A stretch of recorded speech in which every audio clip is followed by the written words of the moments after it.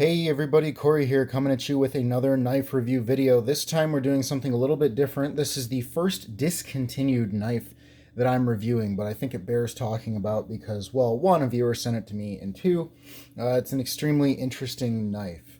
So this is the Benchmade Contego, and just for reference, there's your model number. This is the 810BK Contego in M4. So we're going to start with the size comparisons, and boy, oh boy, I'm going to start with the small one because it should be obvious. So, woo, just threw a knife on the floor. Could have been my foot.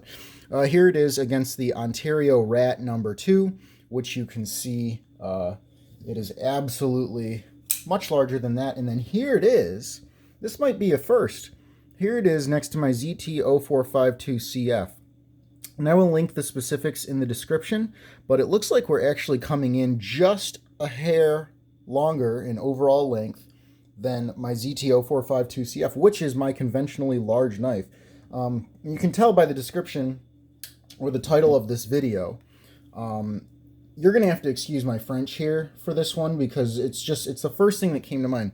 When I took this out of the box and I handled it for the first time, literally the first words out of my mouth as I was getting a grip on it was, "This is a fucking man's knife." Okay. Now, for any women who might be watching my videos, I'm sorry, don't take that offensively. But I'm trying to be a little dramatic here, but in all honesty, it truly is. I'm not going to go into as much detail with this knife as I typically do with my knives because it is discontinued and because, in order for you to get one, you're probably going to have to do a lot of searching. And you can see this has been well used. And I tried to clean it up a little bit, but I didn't want to go too far. But you can see there's a ton of wear and tear on the blade. You can see the pocket clip. I mean, it's been used. It's been loved. So I can't quite review this as if it was brand new out of the box, but I still wanted to get it out there because I do think it speaks volumes about Benchmade. So first and foremost, the axis lock. It works quite well on this model, and I think the axis lock is actually really nice on any knife that has a relatively hefty blade because the blade kind of does the work for you in terms of its momentum. The other thing I'll point out on the Contego, it's got this little glass breaker, and you know what? I think this is how every glass breaker should be. It's so tiny that you almost couldn't even tell that it was there, but clearly it's going to be effective.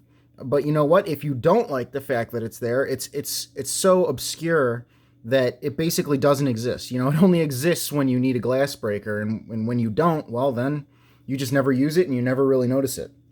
The other things, so okay, we already talked about the size, but there's another reason that I describe this the way that I do. A fucking man's knife. This knife does not care about your feelings. It is thick.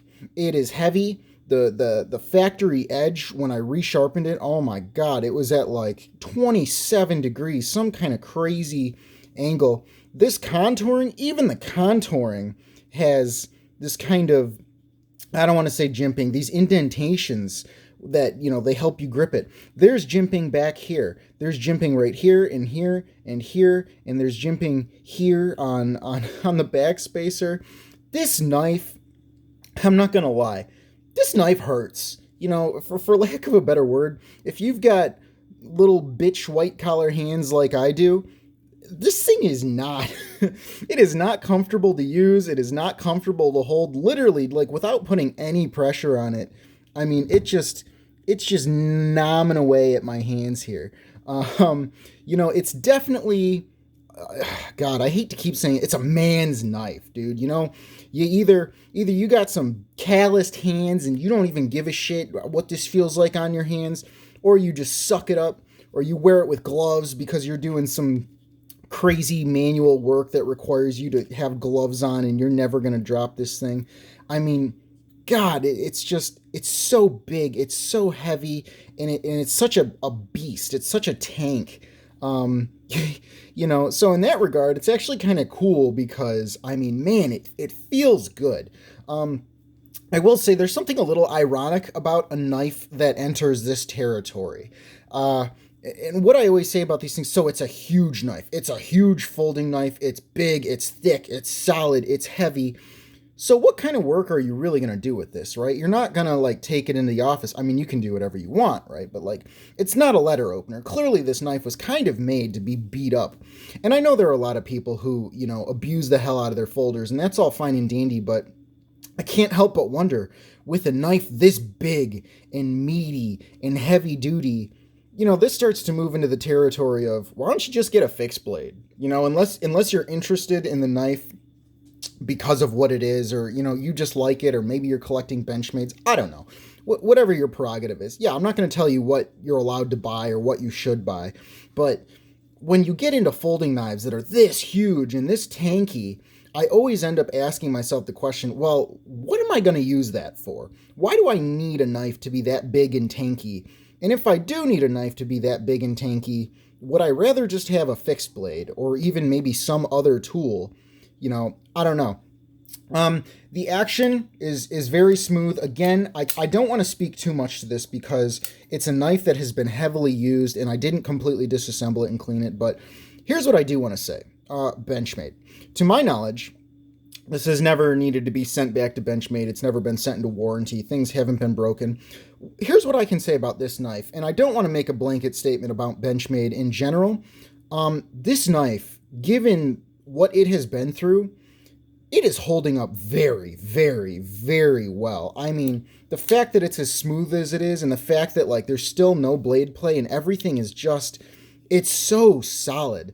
And especially, when it comes to the Omega springs, in the past when I talked about Benchmade, I always say, well, I kind of worry about Omega springs because if something goes wrong, then you're stuck and you have to get a hold of Benchmade. Otherwise, you've just got a knife that's not going to work.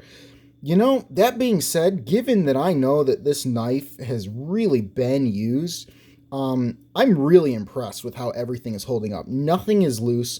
Nothing is out of place. Nothing is, bent or cracked. The Omega springs are still functioning fine. The action is still smooth. This is really impressive. And, this is the second Benchmade that I formally handled and reviewed. And honestly, it did what the other Benchmade did, which was make me go, I really, I'm getting Benchmade. I'm starting to understand Benchmade. And they might not be the flashiest, but you know what? So far, contrary to some of the complaints that I've seen on the internet about quality control, the ones that I've touched, man, oh man. I mean, they're big boys. They're held together well. Everything about them just works.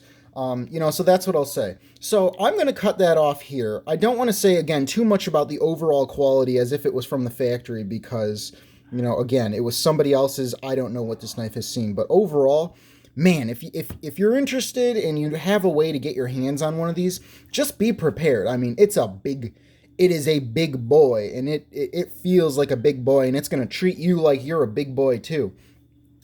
So, hope you guys enjoyed this. More videos are going to be coming out soon. Everything with my personal life should be blowing over this weekend, and I will be completely available to come back to these videos 100%.